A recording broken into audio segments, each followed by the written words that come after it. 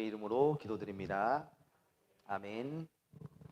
네, 오늘부터는 성경에 대해서 좀 바로 들어가 볼 텐데요. 우리 두 번의 시간을 통해서 혹시 좀 기억나시는 거 있으세요? 첫 시간하고 둘째 시간에 다 잊어버리셨어요? 기억나는 거 혹시 좀 잠깐 우리 하기 전에 잠깐 나눠볼까요? 뭐 아무거나 괜찮습니다. 형성사에서 뭐 어떤 게 기억이 남으세요? 아웃풋. 네, 네. 긴 시간 동안 성경이 긴 시간 동안 이게 만들어졌다. 그리고 또 뭐가 있을까요? 성경. 또 지리에 대해서도 했잖아요. 지리, 성경 이스라엘 나라가 진공 상태에서 있었던 게 아니라 주변에 여러 제국들 사이에서 이제 이스라엘 나라가 이렇게 있었고, 그 안에서 가장 늦은 시기에 탄생한 국가에서 이제 성경이 기록되었다. 그래서 여러 나라들의 영향을 받았지만 이스라엘만의 독특한 신학적인 고백들로 성경이 이제 만들어지게 되었다. 뭐 그런 이야기를 했는데요. 이제 성경의 배경과 지리에 대해서는 우리가 그 정도 알면 될 것 같고, 오늘은 구약 성경의 구조에 대해서 이제 큰 구조를 좀 잡고, 그다음 모세오경 창출레민 시인의 구조를 좀 잡아드리려고 합니다. 우리 페이지에 그 앞에 보면 구약 성경의 구성이라는 페이지가 있어요. 구약 성경의 구성이라는 페이지 같이 보시면서 한번 보도록 하겠습니다. 우리 이제 기본 지식으로 한번 이야기를 나눠 보면, 구약 성경이 총 몇 권이 있죠? 39권이 있죠. 그 어떻게 좀 우리 한글 성경에서는 어떻게 구분이 되어 있을까요? 구약 성경이 모세오경, 역사서, 예언서, 율법서, 시가서, 그리고 또 뭐가 있을까요? 뭐 그런 이제 많이 들어보시는 이야기들이죠. 네, 이 구약 성경을 보면 총 929장으로 되어 있습니다. 929장. 그래서 이 929장 중에서 이제 모세오경부터 이제 말라기서까지 이제 기록이 되어 있는데, 오늘은 이 929장의 모세오경 부분의 구조를 좀 알아보려고 합니다. 제가 퀴즈를 하나 낼게요. 창세기가 몇 장까지 있을까요? 50? 52? 52? 찾아보세요. 성경책 가져오셨죠? 창세기 몇 장까지 있을까요?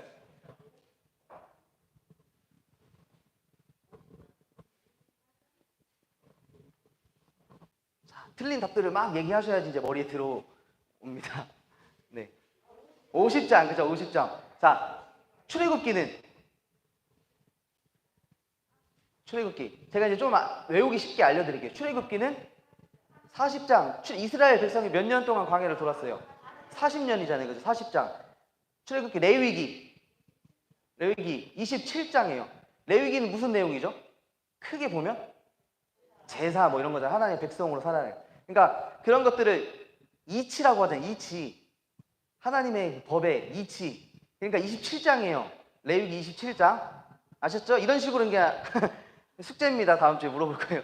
자, 레위기. 그다음 민수기는 36장입니다. 민수기는 무슨 내용이에요?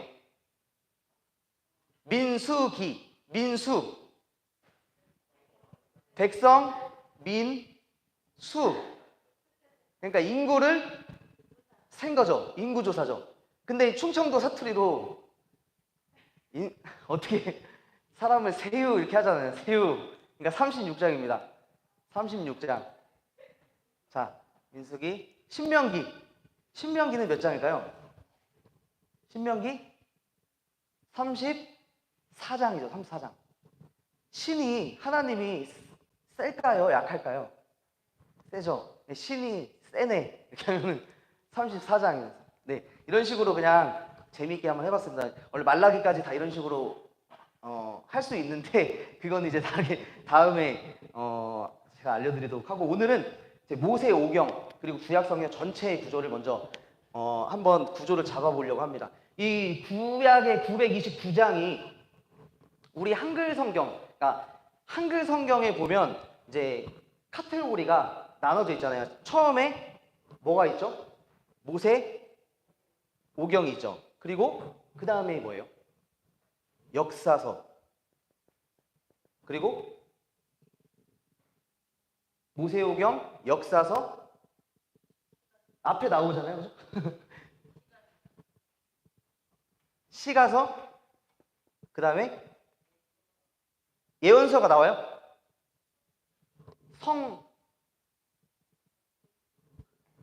이게 시가서가 성문서죠. 성문서. 이게 성문서. 그리고 예언서. 이렇게 나오죠. 그러니까 우리 한글 성경의 구약 성경의 구조는 네 카테고리가 있어요. 그러니까 모세오경, 역사서, 예언서, 시가서, 성문서 이렇게 네 개가 돼 있습니다. 그래서 모세오경 같은 경우에는 어디서부터 어디까지가 모세오경일까요? 창세기부터 신명기까지. 그리고 역사서는 여호수아부터 쭉 가서 에스더까지. 그리고 시가서는 욥, 시, 잠, 전, 이렇게 5건이죠. 예언서는 어떻게 될까요? 이사야, 예레미야, 겔, 그 다음에 다니엘, 여기 이제 우리는 여기 예레미야 애가도 들어가 있어요. 예레미야 애가까지.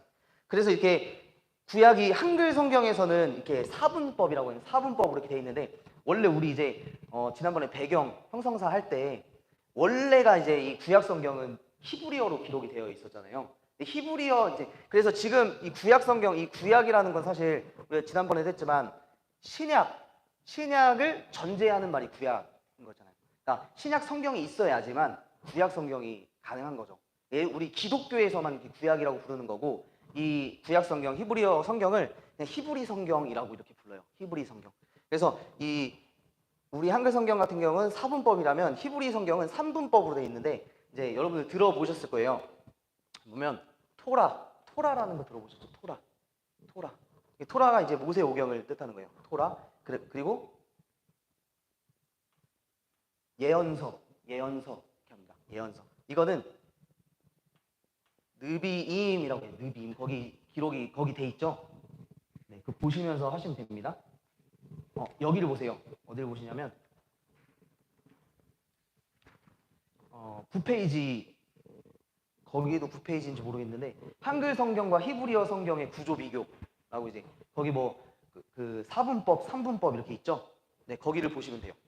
네, 책에. 그리고 느비임, 그 다음에 성문, 서 이렇게 세 가지로 구분이 돼 있어요. 히브리 성경. 여기 이제 크투빔이라고 하는데, 그래서 이제 토라는 창출내민신 모세오경, 똑같이 창출내민신. 그리고 예언서는 이제 선지자들, 이제 이 느빔이란 히브리어가 나비라는 선지자라는 뜻이에요. 나비. 그래서 선지자들, 예언서들, 그리고 성문서들, 기록된 것들에서 성문서들 이렇게 돼 있습니다.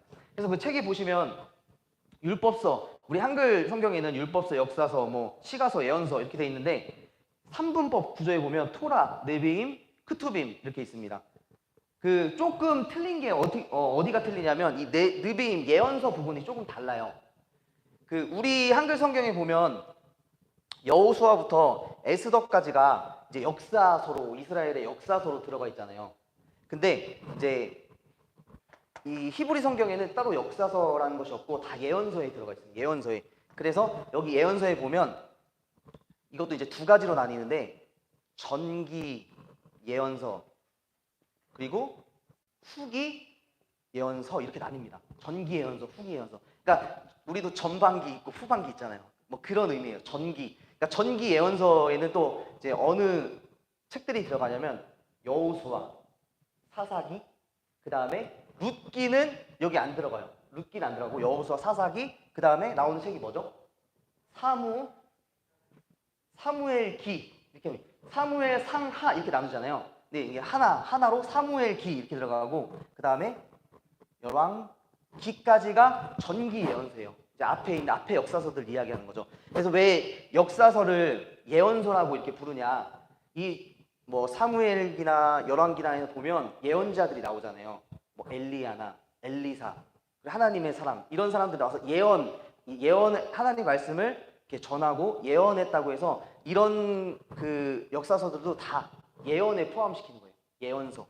그리고 후기 예언서에는 이제 여기는 우리가 진짜 알고 있는 예언서들이 있죠. 그리고 그 뭐 이사야, 예레미야, 에스겔, 그런 것들이 이제 여기 후기 예언서에 들어갑니다. 큰 우리가 알고 있는 대예언서가 뭐가 있죠? 대예언서? 이사야, 예레미야, 에스겔. 그러니까 이사야, 예레미야, 에스겔은 왜 얘네들 대예언서라고 할까요? 대예언서라고 할까요? 왜? 분량이 많아서. 맞아요. 분량이 많은 게 이제 3대 예언서라고 하는데, 이사야, 예레미야, 에스겔, 이제 3대 예언서라고 합니다. 그리고 12소 예언서가 있죠. 호세아부터 말라기까지. 요거를 예언서 한 묶음에 들어간다고 이야기합니다. 그리고 이제 이 성문서에는 지금까지 토라, 모세오경과 예언서에 들어가지 않은 모든 것이 성문서에 들어가는 거예요. 이제 그러면 여기서 이런 생각을 해볼 수 있어요.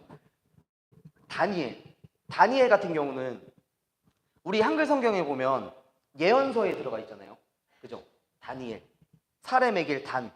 근데 히브리어 성경에 보면 성문서에 들어가 있어요. 다니엘이.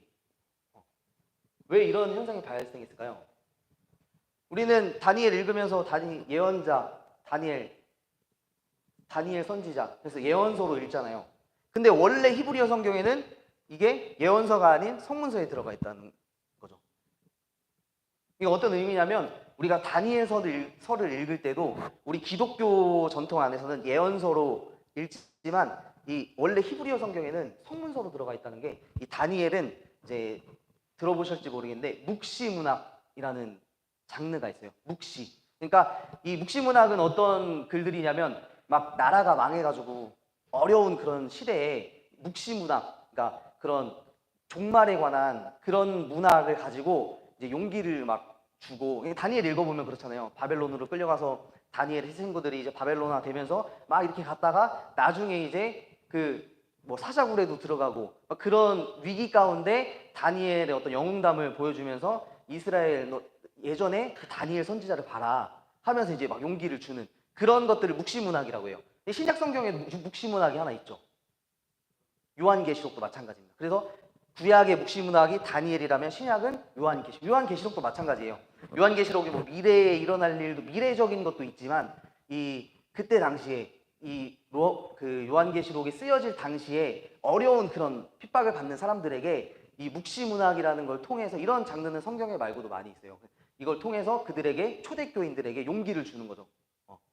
그래서 이제 다니엘이 성문서에 있다는 것, 이게 아주 중요한 어떤 우리가 해석을 할 때, 성경을 읽을 때 아주 좀 중요한 부분이고, 그래서 근데 왜 원래는 세 분야로 이렇게 나뉘어진 게 왜 우리 한글 성경에 왜 4개가 이렇게 왔을까요? 이것은 이제 역사적인 사건인데, 우리가 처음에 구약 성경을 최초로 번역한 성경이 있었다고 그랬죠. 어떤 성경이었죠? 어느 나라 말로 번역된 성경이었죠? 70인역이라는 헬라어 성경, 그리스어 성경. 그러니까 이 히브리어 원래 이런 성경을 이제 헬라어 성경으로 BC 3세기경에 번역을 했어요. 근데 이제 번역을 하면서 이 헬라어 성경을 번역하는 번역자들이 이 성경을 읽다 보니까, 예를 들면 뭐 룻기, 그리고 다니엘, 이런 것들을 다 이제 역사서 안으로 배치를 한 거예요. 다시. 그래서 사사기 뒤에다가 룻기를 배치시켜 놓은 거예요. 왜 이렇게 배치해냈을까요? 여기 보면 사사들이 치리하던 때 베들레헴에 룻이라는 여인이 살았다, 이렇게 하니까 이 역사적으로 같은 시기잖아요. 사사시대, 그리고 사사들이 치리하던 때. 그래서 70인역의 이 헬라어 번역자들은 이 옆에다가 룻기를 갖다가 배치를 해놓은 거예요. 그래서 지금 우리 성경의 어떤 이런 순서들이 이때 이제 만들어진 겁니다. 그래서 우리 70인역 헬라어 성경을 쭉 따라와서 영어 성경, 뭐 라틴어 성경, 영어 성경 이렇게 와서 우리 한글 성경까지 이 구조를 따르고 있는 거예요. 그래서 우리 기독교인들에게는 이 3분법, 이것도 아주 중요하지만 우리 기독교인들에게는 이 헬라어 성경, 사본법 이게 아주 중요한. 그래서 우리는 조금 유대인들하고 또 해석도 달라요. 이제 어떤 게 있냐면 구약 성경 유대인들이 보는 히브리 성경의 마지막 책이 뭐냐면 역대하가 마지막 책이에요. 역대하. 그러니까 우리는 뭘로 끝나죠? 말라기로 끝나잖아요. 역대하로 이스라엘 백성들의 구약 성경이 역대하로 끝난다는 건 뭐냐면 역대하 마지막 내용이 어떤 내용으로 끝날까요? 역대하 마지막 내용은 그 바벨론으로 끌려가서 다시 이제 고레스 칙령으로 다시 돌아오는 이야기로 끝이 나거든요. 그러니까 유대인들은 자신들의 역사를 바벨론에서 다시 이스라엘로 돌아오는 회복의 희망의 역사로 남겨두는 거예요. 이스라엘 역사를. 그런데 우리 한글 성경은 어떻게 돼 있죠? 마지막이 말라기잖아요. 말라기는 마지막에 어떤 비전을 제시하죠? 말라기에서는 이제 그 다음에 한 장 넘기면 누가 오시죠? 예수님 오셔서 마태복음이 시작되잖아요. 그러니까 말라기에서는 뒤에 말라기서 읽어보면 이제 엘리야가 올 것인데 그 엘리야가 와서 땅을 그 선지자가 올 것이다. 엘리야의 심령을 가진 선지자가 올 것이다. 라고 하면서 신약을 열어놓는 거예요. 이게 그 70인역 같은 경우는. 그래서 우리는 신약을 받아들여서 예수님, 그 엘리야의 심령을 가지고 오신 분이 예수님이잖아요. 누가 보면 이 예수님을 받아들일 수 있는 그런 해석의 여지를 남겨놓은 거죠. 그래서 이제 구약의 구조가 이제 히브리어 성경과 한글 성경이 이렇게 좀 다르다라는 걸 좀 기억하시면 되고, 이제 모세 오경을 창출 레민신을 구조를 좀 잡아드리겠습니다. 좀 이해가 가세요? 네. 혹시 궁금하신 점, 이게 잘 안 지워지네요. 궁금하신 점? 네. 네.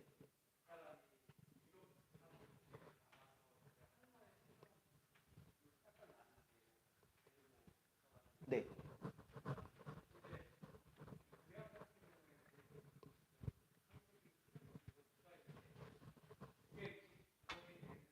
네.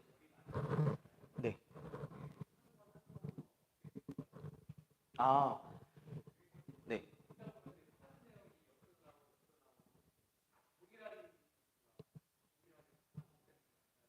그쵸, 그쵸.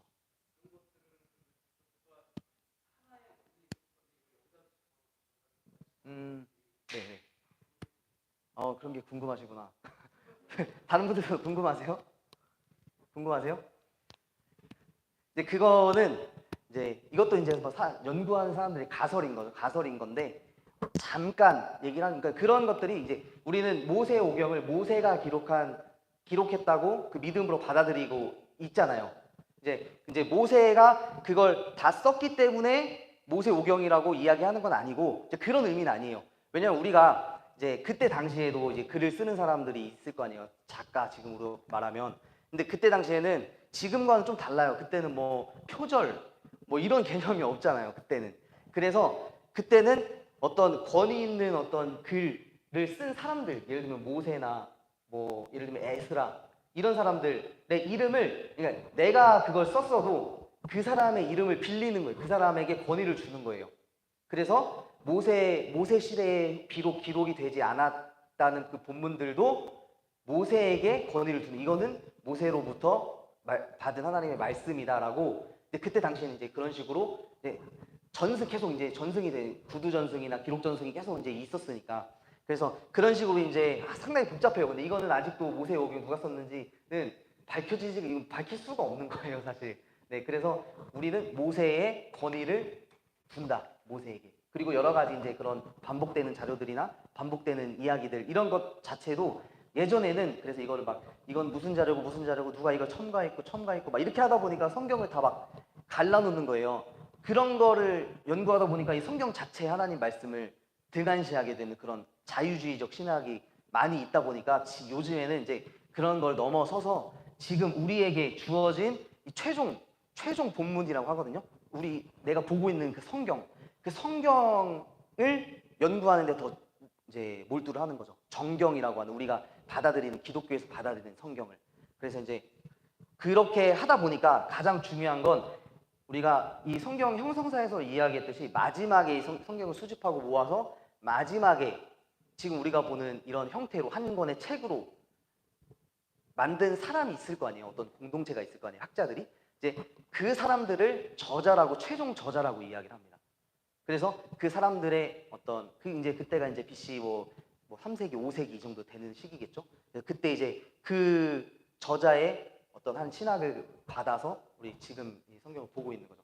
그래서 그런 것들은 조금 신학적인 건데 사실 제가 다음에 좀 개인적으로 좀 말씀을 드리겠습니다. 그리고 오늘은 이제 모세오경 창세기부터 신명기까지 이제 우리 지도를 좀 아시면 좀 편합니다. 제가 좀 편하게 이제 거기에 지도가 있을 거예요. 지도도 제가 넣었는데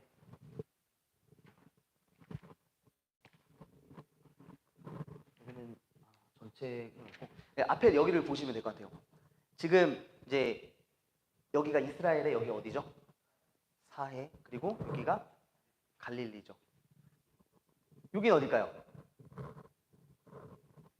지금 터키. 지금 터키인데 이제 이때 당시에는 아나톨리아 반도라고 하는 지역이에요.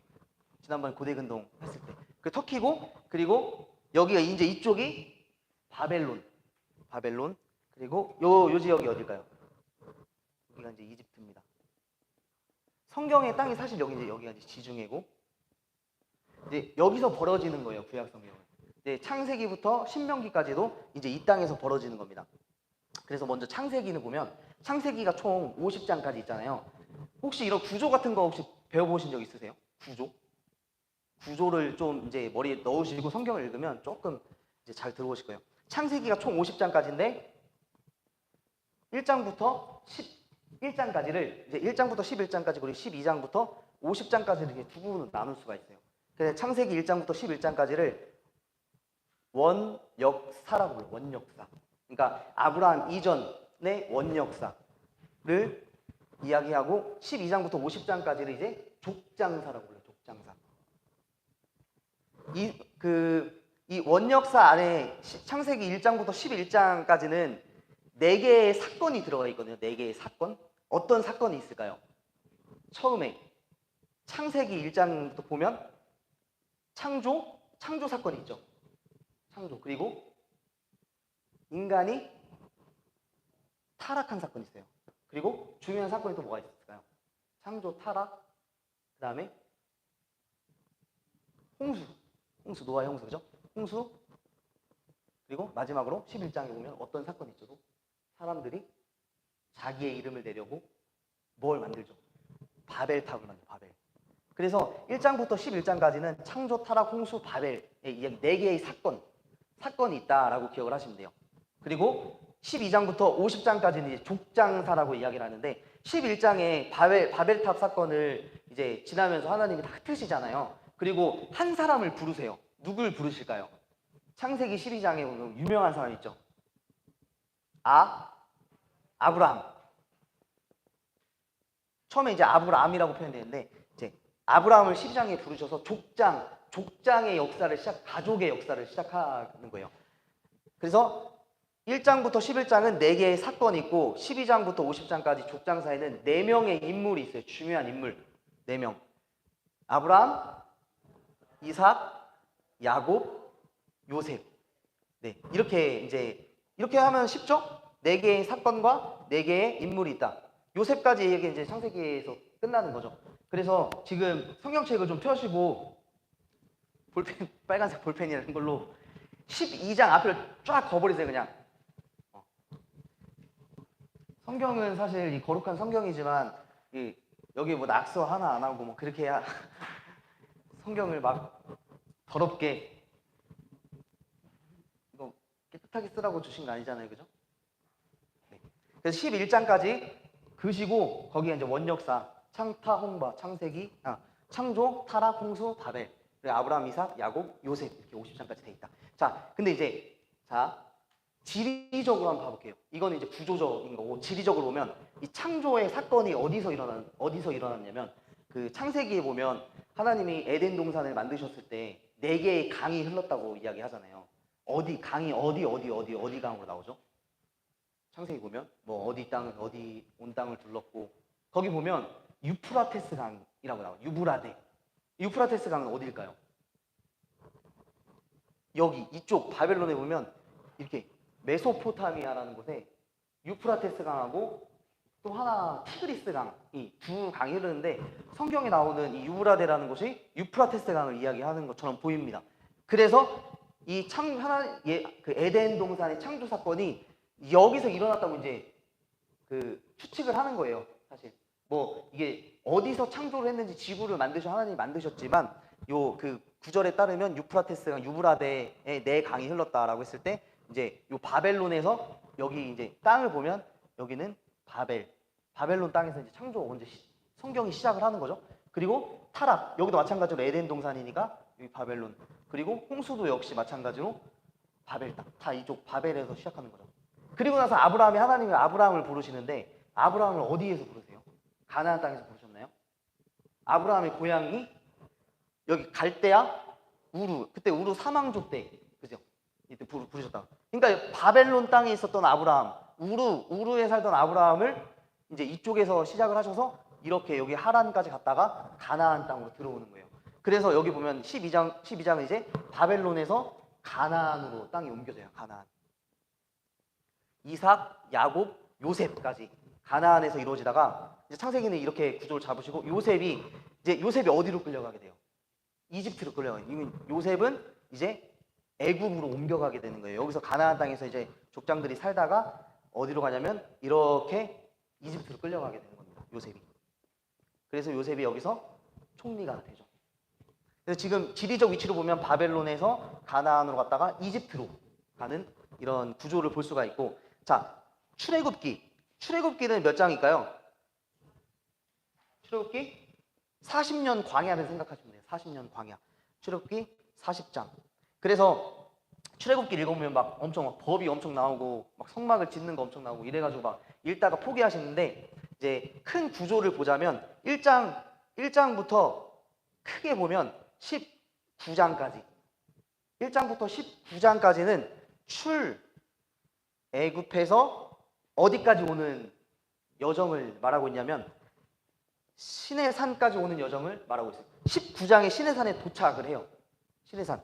그러니까 여기서 지금 보면 여기 홍해가 있고 이렇게 와서 여기 시나이 반대 여기 시내산이라고 하면 출애굽기 1장부터 이렇게 와서 19장에 시내산에 도착을 한 거예요. 이렇게 이제 크게 보면 이 중간중간에 이제 모세가 소명받는 이야기 1장에서 6장까지 있고 바로에게 간 이야기도 있고, 그리고 또 뭐 무슨 이야기가 있죠? 바로랑 싸우면서 열 재앙에 대한 이야기를 지나고 유월절을 드린 다음에 이제 막 광야를 지나서 19장에 여기 시내산에 도착했습니다. 그래서 크게 보면 1장부터 19장까지 출애굽에서 시내산까지, 그리고 20장에서 그 다음에 40장까지, 여기까지는 이제 다른 이야기도 있지만 좀 세분화해서 보자면 성막 짓는 이야기인데 19장에 시내산에 도착을 했잖아요. 근데 출애굽기 중요한 장들을 좀 기억해 놓으시면 좋은데 24장이 무슨 장이냐면 24장이 무슨 장일까요?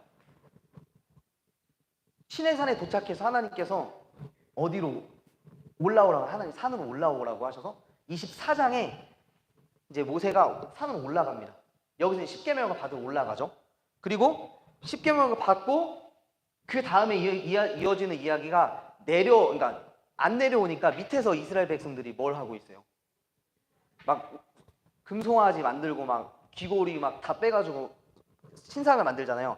그게 이제 24장이 있고 32장에 금송아지 사건이 있어요. 금송아지.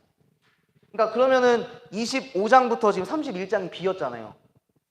여기는 무슨 얘기가 나냐면 하나님께서 이 시내산에 올라와서 너네가 이제 광야에다가 성막을 어떻게 져라, 성막을 짓는 방법에 대해서 쭉 이야기해 주시는 게 25장부터 31장까지 다 성막에 관한 이야기예요. 그러니까 24장 읽고 32장을 읽으면 맞아요.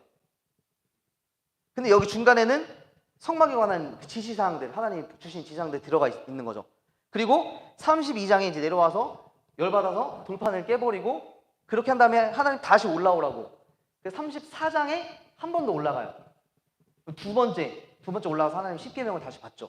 그래서 10계명을 받아서 내려와서 35장부터 40장까지가 이제 무슨 얘기냐면 여기 앞에 거랑 내용이 비슷해요. 25장부터 31장까지 성막 어떻게 만들어라 하는 지시사항과 35장부터 40장까지 여기는 이제 실행하는 거예요. 진짜 이렇게 만드는 이야기들. 여기 보면 이제 뭐 부살렐과 오홀리압 이런 사람 기술자들의 지혜를 통해서 성막을 짓는 내용이 이제 두 번이 들어간 거예요. 그러니까 아까 집사님 얘기하셨던 것처럼 똑같은 이야기가 앞에도 여기도 나오고 뒤에도 여기 나와 있는 거죠. 그래서 24장 그리고 32장이 34장이 하나님께 올라가서 율법을 받는 이야기다. 자, 그러면 이런 생각을 해볼 수 있죠. 24장에 하나님 시내산에 올라갔어요. 올라갔는데 하나님께서 10계명을 주시잖아요. 근데 10계명이 출애굽기 20장부터 나오거든요. 출애굽기 20장부터 23장까지가 이제 10계명과 플러스 여기 이제 뭐라고 하냐면 출애굽 계약 법전이라고 하는 게 있어요. 하나님의 법을 주시는 게. 근데 20장에서 23장이 지금 24장에서 시내산 올라가기도 전에 기록이 돼 있잖아요. 순서가 안 맞죠. 하나님이 여기서 이렇게 올라가서 이거 10계명을 주셨으면 그 뒤에 기록되는 게 맞잖아요. 그러니까 시간 순서로 돼 있지 않다는 거예요. 먼저 출애굽기 20장에서 10계명과 출애굽 계약법전이 나오고 그 다음에 이제 내러티브가 이야기가 나오고 또 34장에 또 올라가고 중간에 성막에 대한 그런 것들 중간에 이제 껴있다는 그런 구조를 볼 수 있습니다. 그래서 여기가 좀 어려우시면 34장부터 35장부터 40장까지 좀 어려우시면 거기는 패스해도 돼요. 그냥 이제 이렇게 쭉 읽으시고 나중에 이제 성막은 이렇게 짓는다라는 그렇게 이제 출애굽기는 큰 구조로 보시면 이해하실 수가 좀 있고 여기도 마찬가지로 지리적으로 보면 출애굽한 이집트에서 출애굽기의 배경은 이집트에서 시작해서 어디까지? 시내산으로 옮겨가는 이야기를. 시내산. 근데 사실 출애굽한 백성들이 시내산이 마지막 종착지였을까요? 시내산에 가기 위해서 나온 건 아니잖아요. 가나안 땅으로 들어가기 위해서 출애굽 지금 시내산에 머무른 거잖아요. 그래서 중간 지점인 시내산까지의 이야기를 담고 있다. 출애굽기가. 자, 그리고 그 다음 책이 무슨 책일까요? 창세기, 출애굽기, 레위기죠. 자, 레위기는 또 무슨 내용이에요? 레위기 막 무슨 제사, 소, 양, 염소, 비둘기, 뭐 고운가루 10분의 1 에바 막 이런 거 엄청 나오잖아요. 피. 그러니까 이제 출애굽기 크게 이제 확대를 보면 몇 장에 도착했어요, 여기? 19장에 시내산에 도착했어요. 시내산에. 자, 근데 이제 도착해서 하나님이 말씀을 막 주시잖아요. 24장에서 32장에서 성막에 관한 것 그리고 레위기에 나온 법들 이런 법들을 지금 이제 책은 다르지만 레위기는 19장에서 24장에서 32장에서 받은 하나님의 말씀을 기록한 거라고 보시면 돼요. 그러니까 레위기는 이동 경로가 없어요. 레위기는 그냥 여기 19장에서 1년간 머무르면서 하나님이 주신 말씀에 대해서 기록해 놓은 것이 레위기라고 보시면 됩니다. 레위기도 이제 뭐 크게 구조를 보자면 이제 제사장들의 제사법, 뭐 일반 백성들의 제사법, 뭐 1장부터 6장까지는 뭐 제사장, 그리고 7장부터 뭐 8장까지는 뭐 일반 백성들의 뭐 제사법, 뭐 아론의 위임식 뭐 이런 것도 여러 가지 있는데 이제 이런 것들은 그냥 보시면 되고 레위기는 크게 정리해 보자면 시내산에서 19장에 이스라엘 백성들이 1년간 머물면서 주신 율법이다라고 이제 보시면 됩니다. 자, 그렇게 이제 보시고 민수기. 자, 레위기 책이 끝나고 출애굽기 19장에 지금 이스라엘 백성들이 시내산에 있어요. 19장. 이게 중요합니다. 19장에 시내산에 머무른데 이 사람들이 이제 시내산을 떠나는 일이 생길 거 아니에요. 시내산에서 출발하는 시간. 언제냐면 민수기에 나와 있어요. 그게 민수기. 민수기 10장 11절을 한번 볼게요. 민수기 10장 11절. 성경을 한번 펴보겠습니다.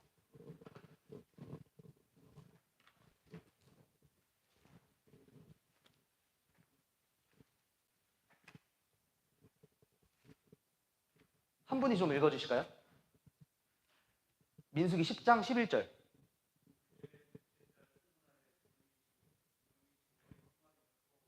네, 여기 나오죠. 둘째 해. 그러니까 출애굽한 지 2년째 되던 날 2월 20일 날 시내산에서 이제 이스라엘 백성들이 떠났다라는 거예요.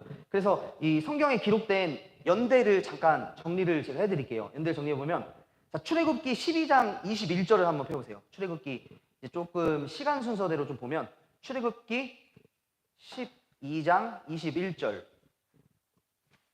여기 보면 이제 이스라엘 처음으로 이제 유월절을 지키는 본문인데, 여기는 언제냐면 12장 21절.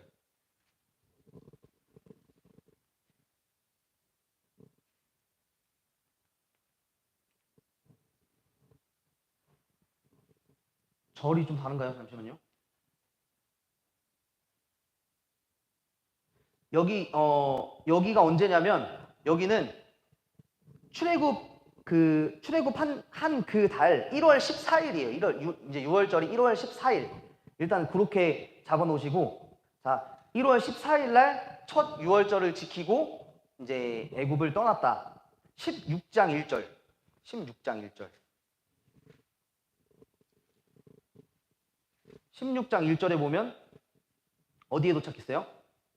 이스라엘 백성들이 엘림을 떠나서 시내산 사이에 있는 광야에 도착했는데, 애굽에서 나온 후 둘째 달 15일. 그러면 1월 14일 날 6월절을 지키고 2월 15일 날 신광야에 도착했다는 거네요. 그죠? 그리고 19장 1절. 19장 1절에 보면 이스라엘 백성들이 이제 어디에 도착했어요? 시내산에 도착했죠. 시내산. 이스라엘 자손이 애굽 땅을 떠난 지 몇 개월 되던 해? 3개월 되던 해 시내산에, 그러니까 3월 1일 날 도착을 했겠네요. 3개월 되던 해에 시내산에 도착해. 3개월이 지났어요. 출애굽기 40장 1절. 마지막 40장 1절에 보면 여호와께서 모세에게 말씀하여 이르시되 너는 첫째 달 초하루에 회막을 세우고, 여기는 출애굽한 지 2년 된 1월 1일 날 성막 봉헌을 했네요. 2년이 지났죠. 지금 2년 만에 지금 성막을 봉헌했고, 그리고 나서 이스라엘 백성들이 이제 민수기 9장 1절, 이제 시간 흐름으로 보면 민수기 9장으로 넘어가서 민수기 9장 1절에 보면 애굽 땅에서 나온 다음 해 첫 달에 여호와께서 시내산 광야에서 말씀하여 이르시되 이스라엘 자손이 유월절을 지켰다라고 나오죠. 그러니까 여기는 이제 두 번째 유월절인데, 여기가 지금 보면 2년 1월 14일 날 두 번째 유월절을 지켰고, 1월 14일 날, 그리고 앞으로 갑니다. 이제 민수기 1장 1절이에요. 이렇게 약간 순서가 좀 달라요. 민수기 1장 1절에 보면 이제 인구조사를 하는데 뭐라고 나오죠? 애굽 땅에서 나온 후 둘째 달 첫날에, 그러면 2년 2월 1일 날 인구조사를 합니다. 자, 그리고 이제 마지막에 10장 11절, 가장 중요한 건데 다른 거는 몰라도 되시고 10장 11절. 둘째 달 20날에 구름이 증거의 장막 성막에 떠오르매 이스라엘 자손이 출발했다. 그래서 2년 2월 20일 날 시내산에서 출발을 하는 거예요. 자, 그리고 이제 마지막입니다. 민수기 20장. 민수기 20장에 보면 어디에 도착을 하냐면 가데스라는 곳에 도착을 해요. 가데스 바네아라는 곳에. 여기 40년 1월 1일 날 가데스의 첫 달에 이스라엘 자손이 온 회중에 신광야에서 이제 가데스에 이르니, 그래서 이제 40년이 지나고 첫 달에 1월에 가데스에 도착해서 이제 그 다음에 이제 모압으로 가서 이스라엘 백성이 들어오는 이야기가 이렇게 진행이 됩니다. 그래서 이제 레위기는 사실 이제 이동 경로가 없고 출애굽기 19장에서 바로 이어지는 이야기는 어디냐면 민수기 10장 11절에 출발을 하는데, 이제 거기가 이제 바로 이어지는 연대가 그쪽으로 가는 거죠. 그래서 중간에 다 빼먹고 그냥 19장을 읽으시고 그 다음에 민수기를 읽으셔도 돼요. 민수기 10장 그 내러티브로 보면 이제 그렇게 해서 민수기 10장 11절에 출발하는 내용이 나오고 민수기는 크게 두 부분으로 나눌 수 있어요. 민수기는 지금 10장 11절부터 여기 이제 이스라엘 백성이 출발하는 거잖아요. 출발하는데 이 전까지 1장부터 10장까지는 뭐 인구조사 나오고 뭐 여러 가지 이야기들이 나와요. 뭐 어떻게 진을 편성하고 뭐 어떻게 무슨 자손들은 뭘 하고 뭐라 이런 거 나오는데 이 전까지는 이스라엘 백성들이 광야에서 이제 출발하기 위해서 이제 대열을 세우고 막 지파별로 나누고 막 정결 부정했을 때는 어떻게 하고 이런 법들이 이 앞쪽에 다 나와 있습니다. 그래서 여기는 그냥 이제 행군을 위한 준비 그리고 10장 11절에 출발해서 이제 이 뒤에부터는 뭐 여러 가지 이야기들 나오죠. 무슨 정탐하는 이야기, 정탐꾼 이야기도 나오고 그 다음에 다베라 사건도 나오고 뭐 여러 가지 미리암이 반역한 사건도 나오고 이런 것들은 다 이제 10장 11절 이후로 이제 쭉 해서 민수기 20장에 가데스 바네아에 도착한다 라고 이제 민수기는 그렇게 보시면 되고 민수기에서 이제 가데스 바네아에 도착해서 그 가데스 바네아가 어디냐면 지금 여기 이쪽에 있는 여기 있는 광야예요. 광야 이 지역인데 이제 민수기에서 신명기로 넘어가면서 신명기 1장을 한번 보시겠어요? 신명기 1장. 신명기 1장의 배경이 어디로 나오냐면 신명기 1장 한번 보겠습니다. 그러면 제가 한번 읽어볼게요. 이는 모세가 요단 저쪽 순 맞은편 아라바 광야 곧 바란과 도벨과 라반과 세롯과 디삽 사이에 있는 이스라엘 무리에게 선포한 하나님의 말씀이다 라고 하면서 이제 신명기 1장은 여러 가지 지명이 나오지만 여긴 어디냐면 모압이에요. 모압이라는 평지. 이제 이스라엘이 여기 이제 이쪽이 이제 여리고가 있는데 이 모압이라는 평지 느보산에 올라갔잖아요. 모세가 이 모압이라는 평지에서 이스라엘 백성들에게 전했던 설교가 죽기 전에 전했던 설교가 고별 설교가 신명기라고 보시면 됩니다. 신명기도 뭐 레위기나 뭐 이렇게 법이랑 좀 비슷한 것처럼 보여도 조금 이제 모세가 죽기 전 말년에 했었던 설교라고 보시면 되고 자 신명기를 크게 네 개로 나눌 수가 있는데 1장 1절에 보시면 신명기 1장 1절에 보시면 이스라엘 무리에게 어떤 뭘 했다고 그러죠? 선포한 말씀이다. 모세가 이스라엘 백성들에게 선포한 말씀이에요. 1장 1절부터 4장 43절까지인데 4장 44절을 한번 보세요. 4장 44절. 4장 44절에는 뭐라고 나오죠? 모세가 이스라엘 자손에게 선포한 율법은 이러하니라. 그러니까 1장 1절부터 43절까지는 이 첫 번째 설교예요. 첫 번째 1차 설교. 그리고 44절 두 번째 이제 선포한 율법이다라고 해서 두 번째 설교가 시작이 됩니다. 28장까지예요. 28장. 그리고 29장 1절 가보세요. 29장 1절. 29장 1절에 보면 호렙에서 이스라엘 언약 외에 여호와께서 모세에게 명령한 모압 땅, 그죠? 모압 땅에서 그들과 세우신 언약의 말씀. 그래서 여기는 이제 언약, 하나님과 이스라엘 백성들이 약속했던 그 말씀을 이제 세 번째로 전했던 게 3차 설교가 29장 1절이고 마지막에 이제 31장 1절에 보면 또 나오죠. 또 모세가 가서 온 이스라엘에게 이 말씀을 전했다. 마지막 4차 설교가 신명기는 모세의 총 3개 혹은 4개의 설교로 구성이 되는 게 신명기입니다. 그래서 목사님들은 설교를 3번까지 했는데 또 광고 시간에 또 설교하잖아요. 또 이 말씀을 설교하여 이르시되 모세도 약간 그런 병이 있었던 것 같아요. 설교병이. 농담입니다. 네, 그래서 3번의 설교와 4번의 이제 훅이라고 하는데 31장에 이 말씀을 전했다. 그래서 4개의 설교라고 보시면 돼요. 그래서 창세기, 출애굽기, 레위기, 민수기를 전체적인 구조를 보면 지금 이렇게 볼 수가 있을 것 같아요. 이제 좀 이해가 가시나요? 창세기는 다시 한번 정리해보자면 창세기는 어떻게 나뉘죠? 1장 1절에서 11장까지가 뭐에 대한 4개의 사건, 창조, 타락, 홍수, 바벨탑, 그리고 12장부터 50장까지는 4명의 사람, 아브라함, 이삭, 야곱, 요셉. 그 요셉이 이제 여기서 요셉이 이제 애굽 땅으로 간다고 생각을 하세요. 애굽 땅에 가서 출애굽기가 시작되는데 이제 앞에서 애굽의 어떤 막 정책들, 요셉을 모르는 새 왕이 일어나서 막 더 막 어렵게 하잖아요. 그 막 불어나니까 근데 모세가 태어나기 전에 2살의 아이들 막 다 죽이고 그런 이야기가 이제 있다가 모세가 태어나서 하나님이 모세를 시내산에서 그러니까 호렙에서 부르시고 말씀을 주시고 출애굽 네가 인도해라. 이런 게 출애굽기 앞쪽 6장까지 이렇게 나오고 그 다음부터 6장 7장부터 10장 11장까지는 이제 바로가 보내주지 않으니까 무슨 일이 있죠? 막 열재앙 보내잖아요. 메뚜기, 파리, 이 뭐 이런 거 열재앙을 이제 보내고 그 다음에 나가기 전에 뭘 지켜요?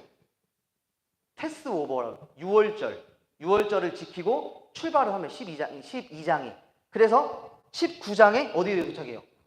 시내산의 19장에 도착해. 19장에 이제 잠깐 머물러서 1년 동안 머무르는데 19장에서 이제 뒤에 가지 말고 여기에서 받은 말씀이 어디다? 다른 그 다음에 나오는 레위기 19장에서 1년 동안 이제 받은 제사의 법들 이런 것들이 레위기다. 19장에 머물러 있는 거죠 지금. 자, 19장에 이제 도착해서 하나님께 2번 올라가죠 산에. 24장에 한 번 올라가고 그 다음에 몇 장에 위에 있다가 내려오니까 뭐 하고 있어요 밑에? 우상숭배. 이 금송아지가 너희를 이끌어낸 하나님이다. 여호와 하나님이다. 라고 하면서 이집트에서 봤던 그 황금 송아지를 만드는 거예요. 지금 이 아론이. 하나님이다 형상을 만들어 놓고 막 우상숭배하고 있으니까 내려오죠. 내려와서 이스라엘 백성들에게 이제 뭐 이렇게 하고 그 다음에 다시 하나님께서 올라오라고 하니까 34장에 한 번 더 올라가서 말씀을 받죠. 성막에 관한 것, 레위기 말씀 10계명들. 그리고 그 전후로 성막 지시사항이 있고 그 다음에 여기 40장까지 35장부터 40장까지가 성막을 실행했던 내용. 그리고 이 40장에 성막을 완성하고 그 성막의 구름이 하나님의 영광이 충만했다. 라고 이제 출애굽기가 끝나고 레위기는 아까 19장에서 있었던 이야기고 그 다음에 지금 19장에 있는데 어디로 가요? 그 다음 책? 민수기 10장 11절로 가는 거예요. 민수기 10장 11절에서 출발을 하죠. 출발해서 쭉 돌다가 어디에 도착을 해요? 민수기 20장에 가데스 바네아라는 곳에 도착을 해서 이제 쭉 광야를 돌다가 신명기 1장에 모압 평지라는 곳에 도착을 합니다. 모압 평지에서 신명기의 말씀을 선포하는데 몇 번에? 4번의 설교. 4번의 모세가 죽기 전에 했던 설교 4번의 설교입니다. 이제 그렇게 이제 신명기까지가 끝나는 거예요, 구조가. 그리고 나서 모세가 죽고 신명기 선포하고 그다음에 여호수아가 이 모압 땅에서 데리고 이렇게 여리고로 가나안 땅으로 들어가는 것이 이제 여호수아의 시작인데 여기까지가 신명기까지가 이제 우리가 아까 히브리 성경에서 봤던 토라라고 하는 이제 한 챕터고 그 다음에 이어지는 게 예언서인데 전기랑 후기랑 나뉜다고 했잖아요. 전기 예언서가 이제 여호수아로 시작이 되는 거예요. 그래서 모세오경의 구조를 크게 보면 이렇게 보고 중요한 것들을 제가 조금 예를 들면 창세기에 보면 이제 처음에 구약 성경이 막 기록이 되잖아요. 근데 이때 당시에는 띄어쓰기가 없었대요. 띄어쓰기가. 그러니까 막 이제 한글은 이렇게 쓰지만 히브리어는 이렇게 쓰거든요. 이쪽부터. 네, 아까 말씀하신 거 연장선이긴 한데 여기서 막 이렇게 띄어쓰기도 없이 막 히브리어를 막 써나갔는데 이 무슨 내용인지 어떻게 알겠어요? 이 사람들이 단어 그때 뭐 예를 들면 아버지가 방에 들어가신다, 아버지 가방에 들어가신다 이렇게 읽을 수도 있잖아요. 근데 이 사람들은 이 띄어쓰기도 없는 이런 히브리어를 무엇으로 이제 어떤 내용이 어디서 끝나고 무슨 내용이 어디서 시작하고 이런 것들을 어떻게 알았냐면 이 창세기에는 10가지의 족보가 나와요. 10번의 족보. 이제 창세기 2장 4절에 가장 처음 나오는데 창세기 2장 4절을 보면 어떤 이야기가 나오냐면 하늘과 땅을 창조한 2장 4절 한번 보세요. 창조한 내력이다. 이런 이야기가 나오거든요.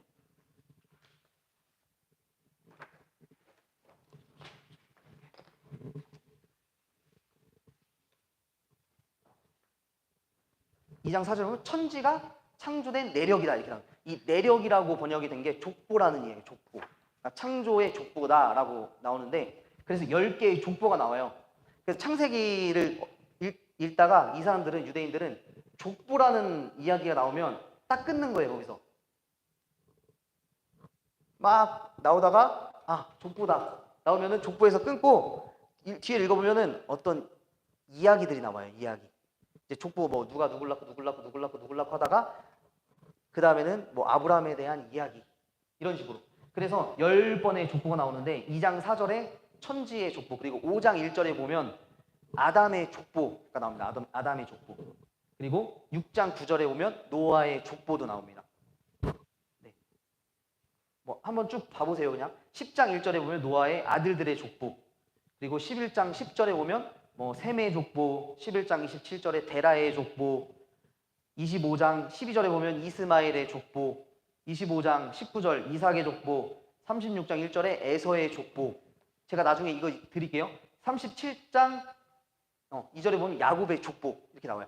그러니까 족보가 중요한 게 뭐냐면 누가 누굴 낳고 아브라함이 이삭을 낳고 누굴 낳고 하다가 마지막에 뭐 노아가 새 아들을 낳았다 누구다 해서 만약에 예를 들면 이제 아브라함을 낳았다 이렇게 하잖아요. 그러면 족보에서 중요한 건 뭐냐면 이제 이 사람을 이야기하려고 하는 거예요. 예를 들면 우리 누가복음에서도 그 예수님의 족보 얘기할 때 하나님부터 누가 누굴 낳고 그리스도다 이렇게 나오잖아요. 그러면 이 그리스도에 대한 이야기를 시작하기 위해서 이 사람을 인증하는 거예요. 이 사람은 다윗의 자손 누구누구에서 하나님께서 온 예수 그리스도다 해서 여기도 마찬가지로 이 아브라함을 증명하기 위해서 족보들을 이야기하는 거예요. 아브라함 족보가 나오면 아브라함 이야기가 나오고 이삭의 족보에서 이삭의 이야기가 나오고 뭐 이런 식으로. 그래서 창세기를 읽을 때 족보 이야기 이런 식으로 이제 구성이 되어 있다는 걸 좀 볼 수가 있습니다. 10분 남았는데요. 궁금하신 점이나 이해가 안 되시는 것 10분 동안 나눠보고 모세오경의 구조는 이렇게 하면은 좀 머리에 들어갈 것 같아요. 네. 궁금하신 점이나